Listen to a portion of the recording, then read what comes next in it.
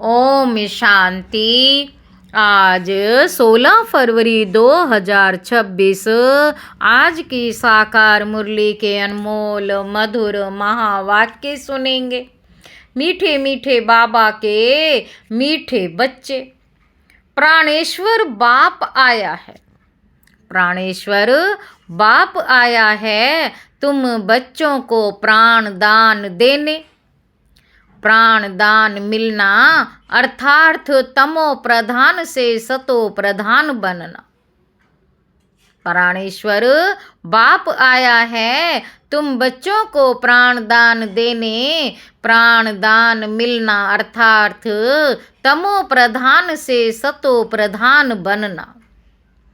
आज की मुरली का प्रश्न है, ड्रामा के हर राज को जानने के कारण कौन सी सीन तुम्हारे लिए नई नहीं है? उत्तर है, इस समय जो सारी दुनिया में हंगामे हैं, विनाश काले विपरीत बुद्धि बन अपने ही कुल का खून करने लिए अनेक साधन बनाते जाते हैं, यह कोई नई बात नहीं, क्योंकि तुम जानते हो यह दुनिया तो बदलनी ही है। महाभारत लड़ाई के बाद ही हमारी नई दुनिया आएगी। गीत है, यह कौन आया आज? ओम शांति। बाबा कहते, सवेरे सवेरे ये कौन आकर मुरली बजाते हैं? दुनिया तो बिल्कुल ही घोर अंधियारे में है। तुम अभी मुरली सुन रहे हो ज्ञान सागर पतित पावन प्राणेश्वर बाप से। बाबा कहते, तुम अभी मुरली सुन रहे हो ज्ञान सागर पतित पावन प्राणेश्वर बाप से। वह है प्राण बचाने वाला ईश्वर। कहते हैं ना, है ईश्वर इस दुख से बचाओ। वह हद की मदद मांगते हैं। अभी तुम बच्चों को मिलती है बेहद की मदद, क्योंकि बेहद का बाप है ना। तुम जानते हो आत्मा भी गुप्त है, बच्चों का शरीर प्रत्यक्ष है। तो बाप की श्रीमत है बच्चों प्रति। सर्वशास्त्रमयी शिरोमणि गीता मशहूर है। सर्व शास्त्रमयी शिरोमणि गीता मशहूर है। सिर्फ उनमें नाम डाल दिया है श्री कृष्ण का। बाबा कहते, अब तुम जानते हो श्रीमत भगवानोवाच। ये भी समझ गए हैं कि भ्रष्टाचारी को श्रेष्ठाचारी बनाने वाला एक ही बाप है। वह नर से नारायण बनाते हैं। कथा भी है सत्य नारायण की। गाया जाता है अमर कथा। अमरपुरी का मालिक बनाने अथवा नर से नारायण बनाने की बात एक ही है। यह है मृत्युलोक। भारत ही अमरपुरी था, ये किसी को भी पता नहीं है। यहाँ ही अमर बाबा ने पार्वतियों को सुनाया है। एक पार्वती व एक द्रौपदी नहीं थी। यह तो बहुत बच्चे सुन रहे हैं। शिव बाबा सुनाते हैं, ब्रह्मा द्वारा बाप कहते हैं, मैं ब्रह्मा द्वारा मीठे मीठे बच्चों को समझाता हूँ। बाप ने समझाया है बच्चों को आत्म अभिमानी जरूर बनना है। बाप ही बना सकते हैं। दुनिया में एक भी मनुष्य मात्र नहीं जिसको आत्मा का ज्ञान हो। आत्मा का ही ज्ञान नहीं है तो परमात्मा का ज्ञान कैसे हो सकता है? आत्मा का ही ज्ञान नहीं है तो परमात्मा का ज्ञान कैसे हो सकता है? कह देते हैं हम आत्मा सो परमात्मा। कितनी भारी भूल में सारी दुनिया फंसी हुई है। बिल्कुल ही पत्थर बुद्धि है। विलायत वाले भी पत्थर बुद्धि कम नहीं है। यह बुद्धि में नहीं आता है कि हम ये जो बॉम्ब्स आदि बना रहे हैं, ये तो अपना ही खून सारी दुनिया का भी खून करने के लिए बना रहे हैं। बाबा कहते तो इस समय बुद्धि कोई काम की नहीं रही है, अपने ही विनाश के लिए सारी तैयारियां कर रहे हैं। बाबा कहते तुम बच्चों के लिए ये कोई नई बात नहीं है, जानते हो ड्रामा अनुसार उन्हों का भी पार्ट है, ड्रामा के बंधन में बांधे हुए हैं। पत्थर बुद्धि ना हो तो ऐसे काम कर सकते हैं क्या? सारे कुल का विनाश कर रहे हैं। वंडर है ना, क्या कर रहे हैं? बैठे बैठे आज ठीक चल रहा है, कल मिलिट्री बिगड़ी तो प्रेसिडेंट को भी मार देते हैं। ऐसे ऐसे इत्तेफाक होते रहते, किसी को भी सहन नहीं करते हैं। पावरफुल है ना, आजकल की दुनिया में हंगामा बहुत है। पत्थर बुद्धि भी अथाह है। अभी तुम बच्चे जानते हो विनाश काले जो बाप से विपरीत बुद्धि हैं उनके लिए विंशंति गाया हुआ है। अभी इस दुनिया को बदलना है, ये भी जानते हो।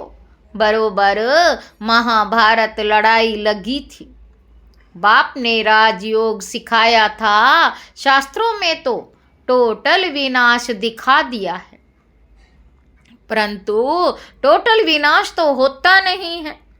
फिर तो प्रलय हो जाए, मनुष्य कोई भी ना रहे, सिर्फ 5 तत्व रह जाएं, ऐसे तो हो नहीं सकता। प्रलय हो जाए तो फिर मनुष्य कहाँ से आए? बाबा कहते दिखाते हैं श्री कृष्ण अंगूठा चूसता हुआ पीपल के पत्ते पर सागर में आया। बालक ऐसे आ सकता है? बाबा पूछ रहे हैं कि बालक ऐसे आ सकता है? शास्त्रों में ऐसी ऐसी बातें लिख दी हैं जो बात मत पूछो।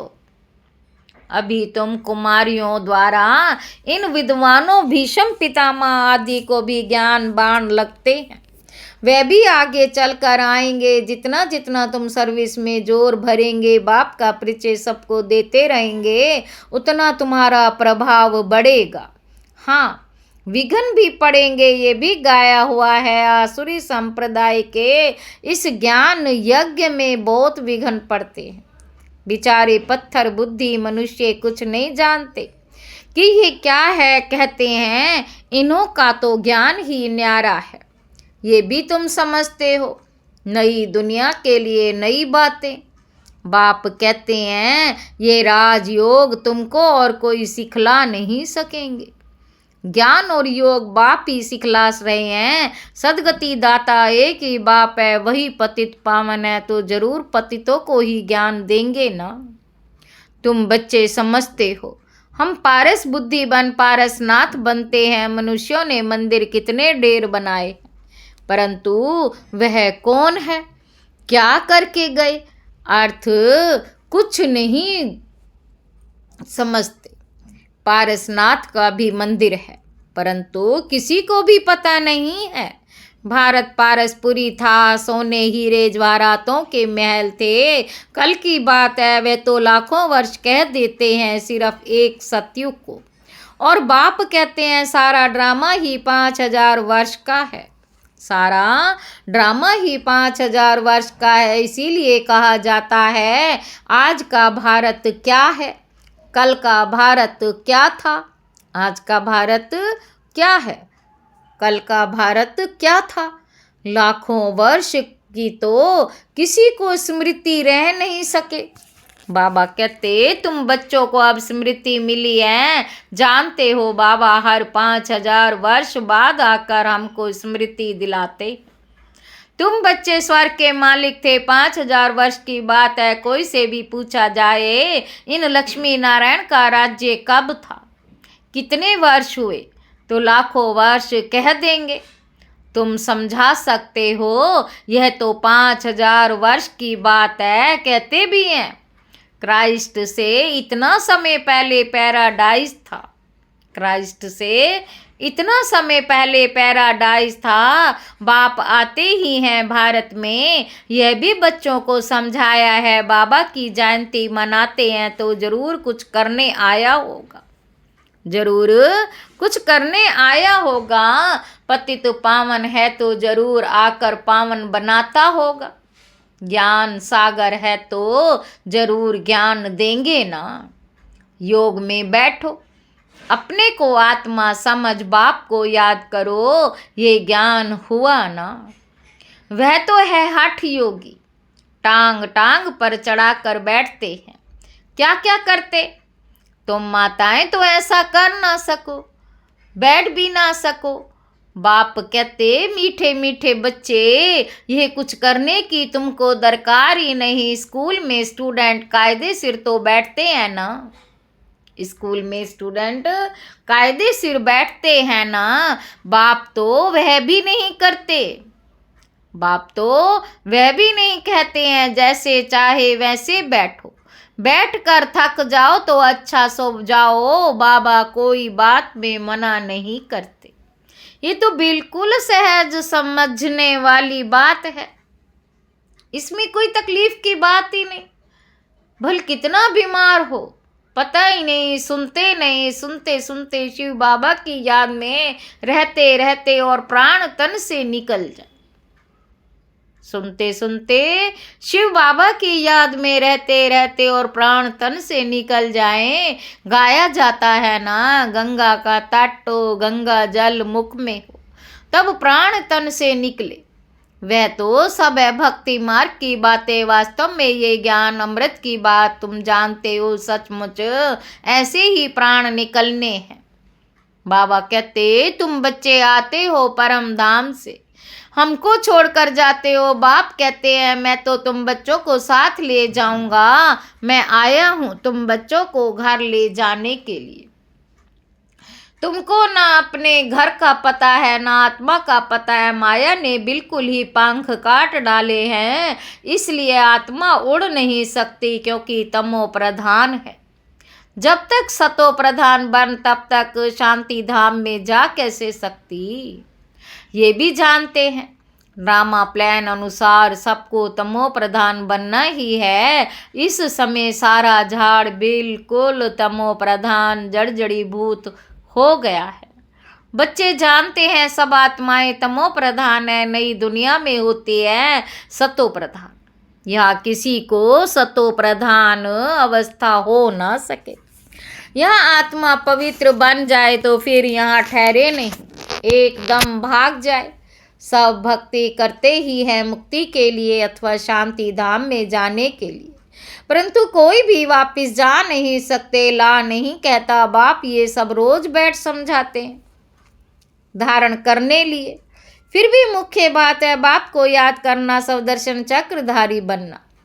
बीज को याद करने से सारा झाड़ बुद्धि में आ जाएगा। शिव बाबा को याद करने से सारा झाड़ बुद्धि में आ जाएगा। झाड़ पहले छोटा होता फिर बड़ा होता जाता है। अनेक धर्म है ना, तुम एक सेकंड में जान लेते हो, दुनिया में किसी को भी पता ही नहीं। बाबा कहते मनुष्य सृष्टि का बीज रूप सबका एक बाप है।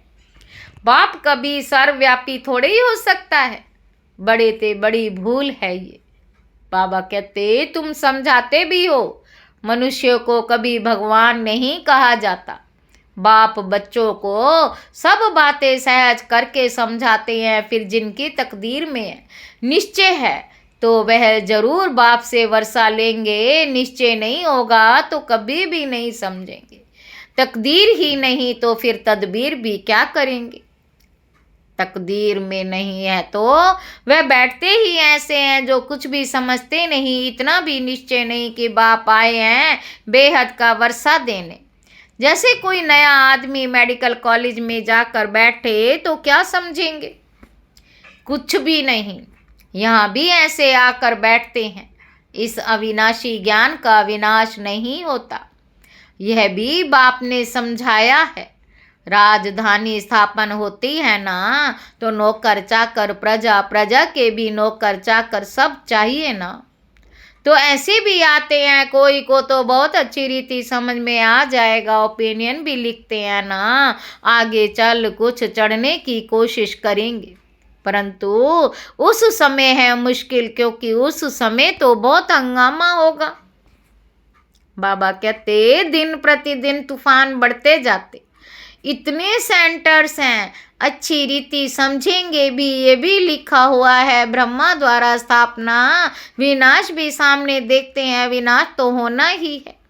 गवर्नमेंट कहती है जन्म कम हो, परंतु इसमें कर ही क्या सकेंगे, झाड़ की वृद्धि तो होनी ही है।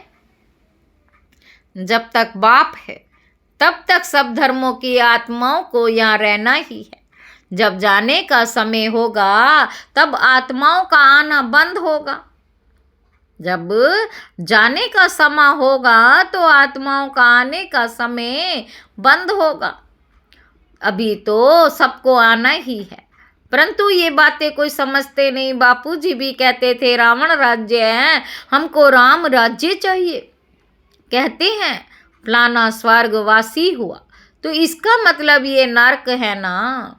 मनुष्य इतना भी समझते नहीं, स्वर्गवासी हुआ तो अच्छा है ना, जरूर नर्कवासी था।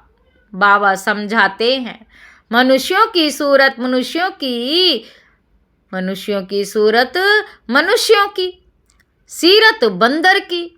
सब गाते रहते हैं पतित पावन सीताराम। हम पतित हैं, पावन बनाने वाला है बाप, वह सब है भक्ति मार्ग की सीताएं। बाप है राम, किसी को सीता कहो तो मानते नहीं, राम को बुलाते हैं। अभी तुम बच्चों को बाप ने तीसरा नेत्र दिया है। तुम जैसे अलग दुनिया के हो गए हो, पुरानी दुनिया में क्या क्या करते रहते हैं। अभी तुम समझते हो, तुम बच्चे बेसमझ से समझदार बने हो। रावण ने तुमको कितना बेसमझ बना दिया है। बाप समझाते हैं इस समय सभी मनुष्य तमो प्रधान बन गए हैं, तब तो बाप आकर सतो प्रधान बनाते हैं। बाप कहते भल तुम बच्चे अपनी सर्विस भी करते रहो, सिर्फ एक बात याद रखो, बाप को याद करो। तमो प्रधान से सतो प्रधान बनने का रास्ता और कोई बता नहीं सकता। सर्व का रूहानी सर्जन एक ही है, वही आकर आत्माओं को इंजेक्शन लगाते हैं, क्योंकि आत्मा ही तमो प्रधान बनी है। बाप को अविनाशी सर्जन कहा जाता है। अभी आत्मा सतो प्रधान से तमो प्रधान बनी है, इनको इंजेक्शन चाहिए। बाप कहते बच्चे अपने को आत्मा निश्चय करो और अपने बाप को याद करो। बुद्धि योग ऊपर स्वीट होम में लगाओ, बुद्धि योग ऊपर स्वीट होम में लगाओ। हमको स्वीट साइलेंस होम में जाना है। निर्वाण धाम को स्वीट होम कहा जाता है। अच्छा, मीठे मीठे सिक्के लदे बच्चों प्रति माता पिता बाप दादा का याद प्यार और गुड मॉर्निंग। रूहानी बाप की रूहानी बच्चों को नमस्ते। हम रूहानी बच्चों की रूहानी बाप दादा को याद प्यार और गुड मॉर्निंग। नमस्ते बाबा, नमस्ते, शुक्रिया बाबा, शुक्रिया। धारणा के लिए मुख्य सार पहला पॉइंट है, ये पुरानी दुनिया विनाश हुई पड़ी है, इसलिए इससे अपने आप को अलग समझना है। झाड़ की वृद्धि के साथ साथ जो विघ्नों रूपी तूफान आते हैं उससे डरना नहीं है, पार होना है। दूसरा पॉइंट है, आत्मा को सतो प्रधान बनाने के लिए अपने को ज्ञान योग का इंजेक्शन देना है, अपना बुद्धि योग स्वीट होम में लगाना है। वरदान है, पहले आपके पाठ द्वारा ताजधारी बनने वाले चतुर सुजान भव। जैसे बाप दादा अपने को ओबीडियंट सर्वेंट कहते, सर्वेंट कहने से ताजधानी स्वतः बन जाते हैं, ऐसे आप बच्चे भी स्वयं नम्र चित बन दूसरे को श्रेष्ठ सीट दे दो। स्वयं नम्र चित बन दूसरे को सीट दे दो। उनको सीट पर बिठाएंगे तो वे उतर कर आपको स्वतः ही बिठा देगा। अगर आप बैठने की कोशिश करेंगे तो वह बैठने नहीं देगा। इसलिए बिठाना ही बैठना है। तो पहले आपका पाठ पक्का करो, फिर संस्कार भी सहज ही मिल जाएंगे, ताजधारी भी बन जाएंगे। यही चतुर सुजान बनने का तरीका है। इसमें मेहनत भी नहीं, प्राप्ति भी ज़्यादा है।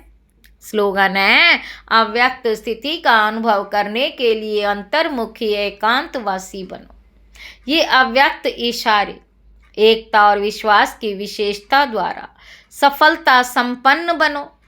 अभी तक अलग अलग फूल अपनी अपनी रंगत दिखा रहे हैं, लेकिन जब गुलदस्ते के रूप में अपनी खुशबू फैलाएंगे, शक्ति दल प्रत्यक्ष होगा, तब ये संगठन की शक्ति परमात्म प्रत्यक्षता के निमित्त बनेगी। तब ये संगठन की शक्ति परमात्म प्रत्यक्षता के निमित्त बनेगी। अभी एक एक अलग होने के कारण मेहनत ज़्यादा करनी पड़ती है, लेकिन जब संगठन एक मत होगा तो मेहनत कम सफलता जास्ती हो, मेहनत कम सफलता जास्ती होगी। अच्छा, ओम शांति।